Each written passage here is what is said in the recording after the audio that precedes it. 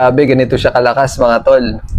Mahilig ka din ba magkumpuni sa gabi? Bagay na bagay sa iyo itong ilaw na to. Ito nga pala yung multifunctional emergency light. Halos sinlaki lang siya ng palad ko pero sobrang bright nito. Meron tong 4,000 mAh na battery capacity. Rechargeable siya kaya pwede mo siyang dalhin or ilagay mo sa sasakyan mo. Sa likod makikita mo yung battery indicator. Meron tong 4 na mode kapag ka-inopen mo. Pag pinindot mo siya ng isa, ito yung mahinang ilaw niya. Pangalawa, medyo lalakas na siya. Pangatlo, pang-apat. Ito yung pinaka-bright niya, diba? Sobrang bright. Pwede mo siyang ilagay sa tripod dahil meron siyang mount sa ilalim. Adjustable yung kanyang stand at magnetic itong ilalim niya. So, pwede mo siyang idikit sa mga bakal. Gaya nito.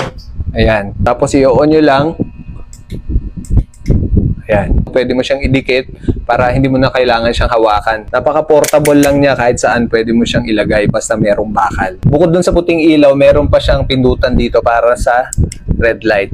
Ayan, makikita nyo.